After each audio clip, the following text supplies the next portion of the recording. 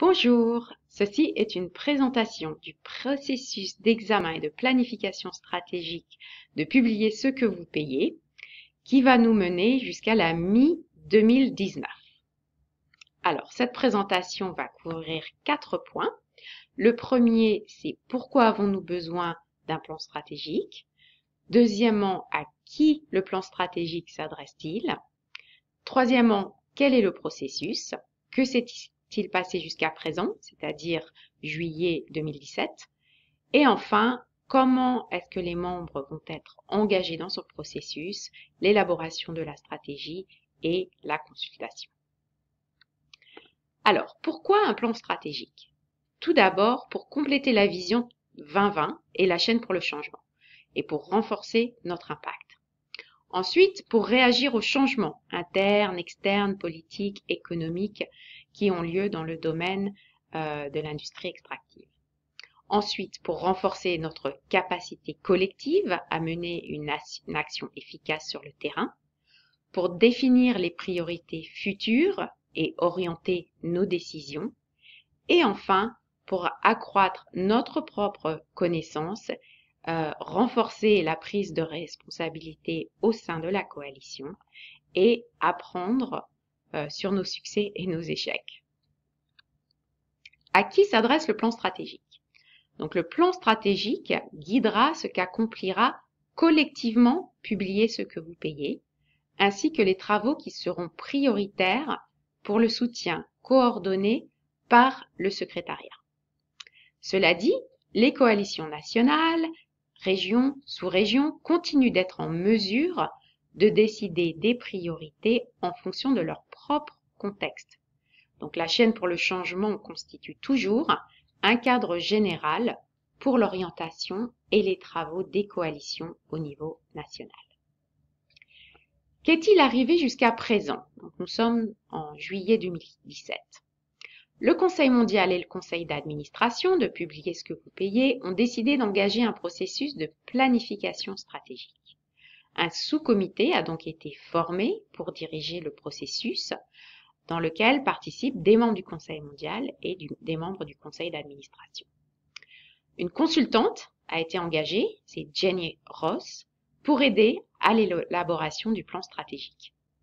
Et enfin, le Conseil mondial et le Conseil d'administration se sont réunis ensemble en avril 2017 pour discuter de la portée du sens du plan stratégique ainsi que des possibilités et des défis auxquels fait face la coalition Publier ce que vous payez.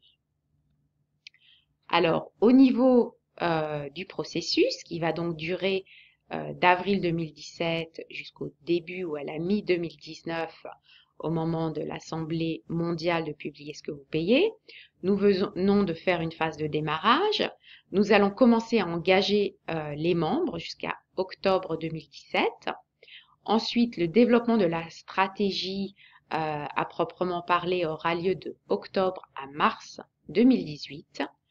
En avril 2018, le projet de stratégie sera approuvé par le Conseil mondial et le Conseil d'administration lors de leur réunion conjointe. D'avril à septembre 2018, il y aura une consultation à nouveau parmi les membres sur l'ébauche de la stratégie.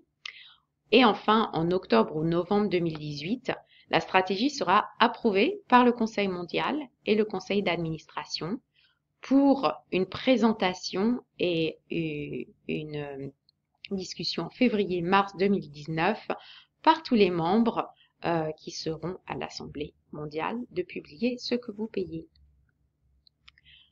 Alors, au niveau de l'engagement des membres et de l'élaboration de la stratégie de développement, il y aura 2 phases consécutives. La première, durant laquelle l'accent sera mis sur le rôle et le but de Publier ce que vous payez, d'octobre à décembre 2017. La deuxième phase se portera plus précisément sur l'accent mis sur les domaines prioritaires pour une action collective. Et ça se passera de janvier à peu près la moitié de 2018. Donc le projet de stratégie sera élaboré par la consultante Jenny Ross, collaborant étroitement avec le sous-comité du Conseil mondial et du Conseil d'administration, ainsi qu'avec le secrétariat. il sera approuvé par le Conseil mondial et le conseil d'administration, puis partagé avec les membres pour recueillir leurs commentaires. Au niveau de la première phase, sur la valeur et les buts distincts de la coalition, certaines des questions clés que nous aborderons seront: qu'est-ce qui compte le plus aux yeux des membres s'agissant de leur adhésion à PCQVP?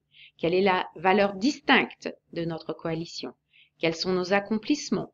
Quels sont les défis qui, aux yeux des membres, s'imposeront à publier ce que vous payez au cours de la prochaine période stratégique? Et enfin, quelle serait une bonne progression pour mesurer notre progrès d'ici la fin de la période stratégique, c'est-à-dire 2025? Comment est-ce que les membres peuvent s'impliquer dans cette phase?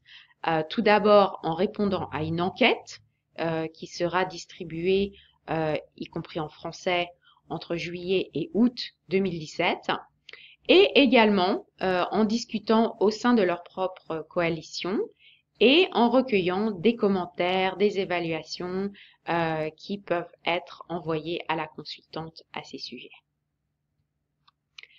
La deuxième phase, durant laquelle nous regarderons plus les grandes priorités pour action collective, certaines des questions clés comprendront donc des sujets comme: quels sont les principaux facteurs contextuels et les tendances mondiales qui auront une incidence sur notre travail d'ici à 2025? Comment pouvons-nous évoluer afin de réagir aux défis et aux opportunités qui se présentent à nous? Où pouvons-nous apporter une contribution importante en travaillant ensemble à travers pays et régions? Quels sont les domaines d'intérêt potentiels pour notre action collective et dans quelle mesure s'alignent-ils avec les priorités au niveau national et régional? Comment les membres peuvent-ils s'impliquer dans cette phase? Tout d'abord, à travers l'élaboration de stratégies pour les domaines potentiels de l'action collective et le soutien du secrétariat. Et les coalitions régionales et nationales peuvent également discuter de l'alignement des priorités à leur niveau avec celles des membres pour les stratégies d'action collective en fournissant des commentaires.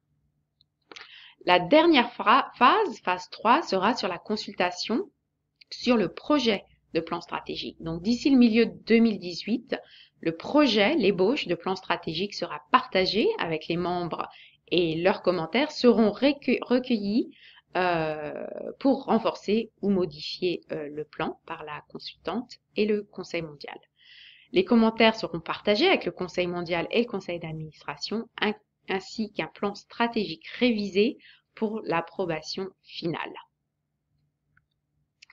Voilà, c'est tout pour l'instant. N'hésitez pas à vous impliquer en répondant au questionnaire, en contactant les membres du Conseil mondial ou la consultante dont l'adresse email est jenny@jennyrossconsultant.com.